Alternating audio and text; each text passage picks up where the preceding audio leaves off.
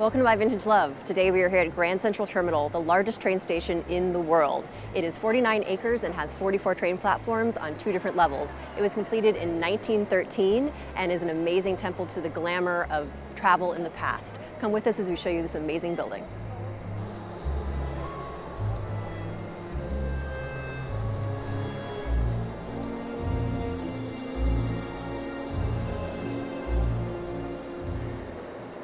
We are here in the main concourse of the Grand Central Terminal, which is arguably the most beautiful and spectacular room of Grand Central Terminal. And of course, the best part of that is the beautiful ceiling, which is hand-painted with constellations. There are 61 light bulbs within the stars to make them even brighter. And it was painted accidentally upside down, so we're not seeing the constellations as we would see them from below, but as God would see them from above.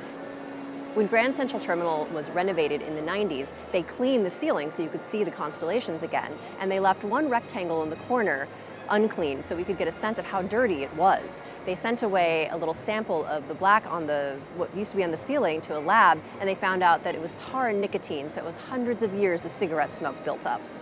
Due to the ongoing restoration work that's happening right now, we can't show it to you right now, but it is here, and we'll show you a quick picture of it.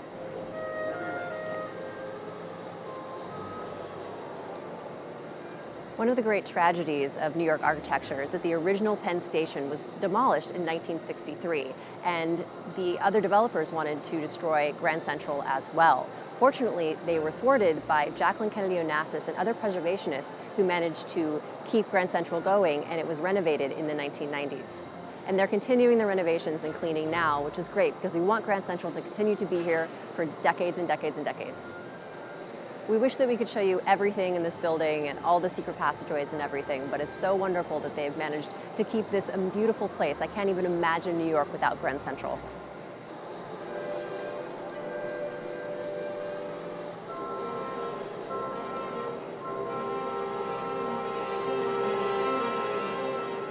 The beautiful staircases in the main concourse were both modeled after the grand staircase at the Paris Opera, and only the western side staircase was in existence for the first 100 years of Grand Central Terminal. It was only when they did the renovation in the 90s that the architects looked at the plans and realized that there should have been an eastern staircase, and that's when they put the east staircase in.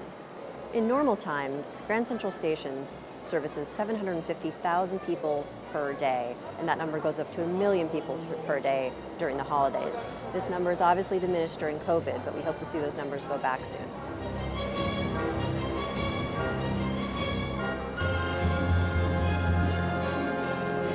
One of the most iconic things in Grand Central Terminal is the 4-face clock at the information booth. The clock is supposedly valued at $10 million because the faces are made of opal. And there is a hidden spiral staircase from the upper information booth where we are now to the lower information booth below.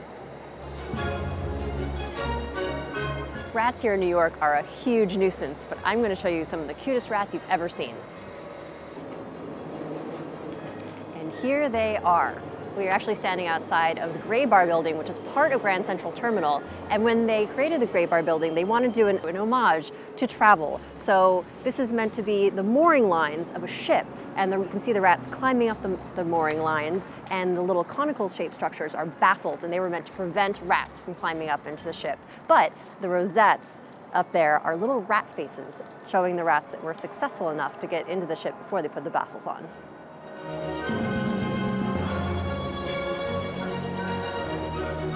So you'll notice in Grand Central Terminal there are all these beautiful chandeliers around, and most of the light bulbs on the chandeliers are naked and exposed, which is kind of interesting, but the reason that is because when Grand Central was built, they wanted to show the electric bulbs because electricity was quite new at the time, and they wanted to show that off and show how exciting that was and how much money they were spending.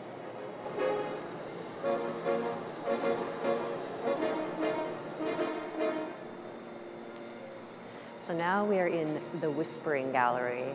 This is caused by the parabolic ceiling above us that curves, and if you stand in either corner, you can hear exactly what the other person is saying to you. This is a total accident and not an intention of the architects. Let's see what we can hear. Be sure to drink your Ovaltine.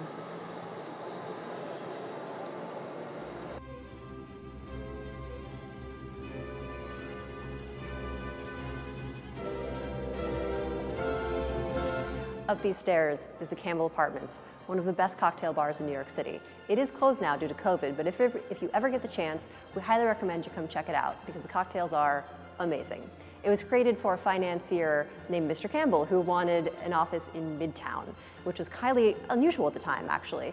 And he brought in his own architect who created this beautiful Florentine palazzo, painted ceilings, gorgeous furniture, a fireplace, the whole 9 yards. And one of the things I love, one great little tidbit, is that in the 1970s, the NYPD used this beautiful place as a holding cell. So it's very funny to think of criminals waiting to be booked in this gorgeous, gorgeous place.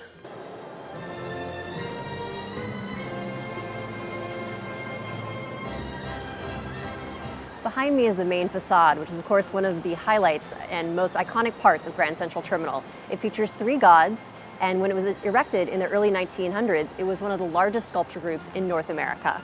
It has a 13-foot Tiffany clock, and the 6 at the bottom of the clock is a door that allows people to come out and clean the clock.